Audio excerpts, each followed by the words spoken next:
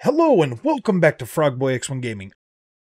I'll talk about PlayStation VR 2. So it appears that my prediction was right. So as I said before, $549 is literally a non-starter for PSVR 2. Like, it is DOA at that price. So Sony here's the story. Bloomberg is reporting Sony has cut PlayStation VR 2 forecast in half due to low pre-orders. Originally, Sony was aiming for 2 million during launch quarter, now down to 1 million. High price tag seen as limiting interest. Yeah, that's killing the interest. Nobody wants to pay $550 for VR. Why? VR's been out for a while. As you can see, I have PSVR 1. I bought PSVR 1 and I played a lot of tech demos on that. Me too. I personally am very hesitant to invest money into PSVR 2.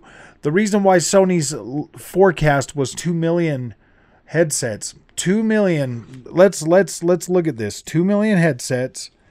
Let me pull out my calculator. So 2 million times 549, that's $1,098,000,000. $1,098,000,000. That would have covered the R&D, that would have covered the cost to produce it, and that would have covered all of the stuff that would have funded basically everything that the PSVR 2 is launching with. That would have covered all of those costs. They would have been able to recoup every single thing that they invested in that. My thoughts on PSVR 2 is it's going to be exactly like PS Vita. They'll bring it out. Nobody will buy it. Nobody will support it. They will lower the price, and then basically they're just going to recoup their money.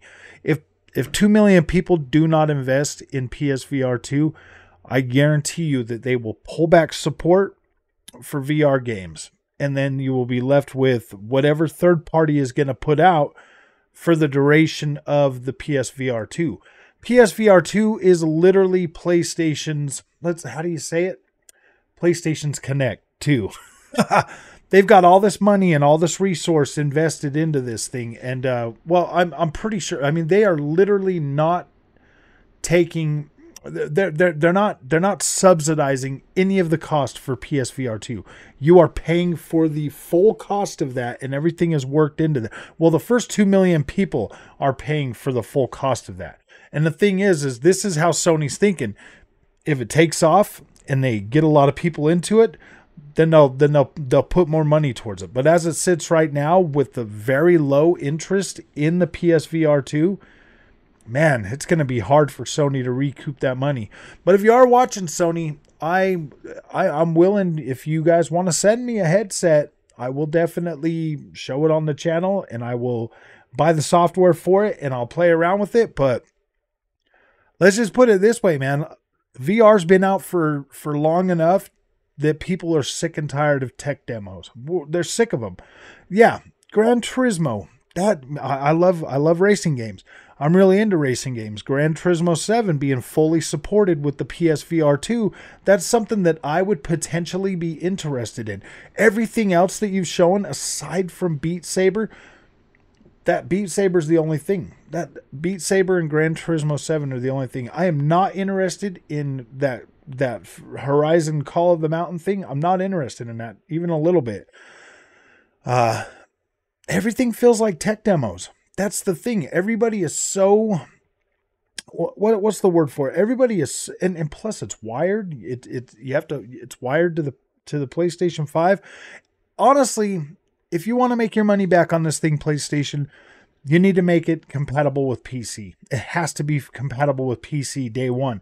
So PC guys would buy your headset. There's a lot of stuff in there that they would buy your headset and actually use it, because it's not a bad headset.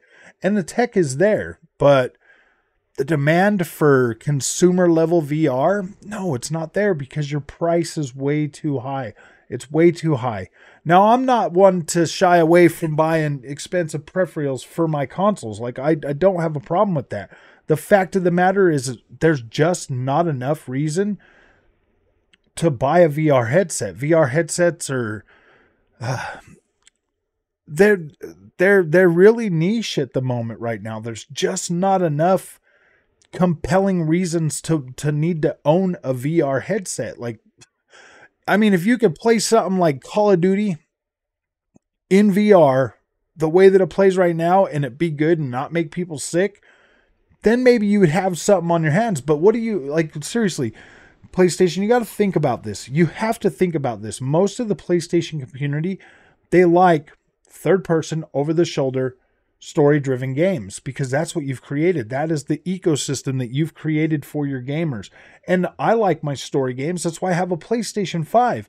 You're wanting your gaming community to get into, like, VR would be a lot better off on the Xbox platform because it's going to cater to that first person shooter experience, what that most of those gamers are already, they already play a lot of. And to bring them into the VR space and be able to still play that type of an experience would be better on that platform. VR for PlayStation is kind of, I mean, it's novel, it's cool. Some of the casuals would have bought it, like a lot of casuals. I think it would have done really good in a casual market, but the price is way too high for that casual market. You're talking 1150 or 1050 just to get into VR gaming on the PlayStation 5. Well, or 950. 950 you get the digital one.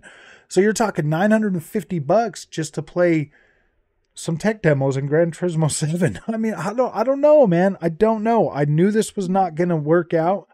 Right when I saw the price, I knew right then and there PlayStation VR 2 was doomed. Or it's going to be a really slow starter, and by the time it does sell enough units for Sony to be like, yeah, man, they'll already have moved on and they will not be investing as much money into the software as it would have been. I don't know, man. It's a really fine line. I mean, like at max $399 for the headset and everything at max, but I think $299 would have been the perfect price point for that headset. Come in, undercut everybody, sell a bunch of them, and be able to make content with it. Like, you would have sold way more, but now you're going to be, yeah, I don't know, man. I don't know. So that's what I predicted in the beginning, and that's what's coming to pass. PlayStation has essentially put themselves in a position to where they're not going to be able to sell enough of these headsets to really make PSVR really worth it. So if you like this content, don't forget to like and subscribe, and I'll see you guys in the next one. Thanks for watching.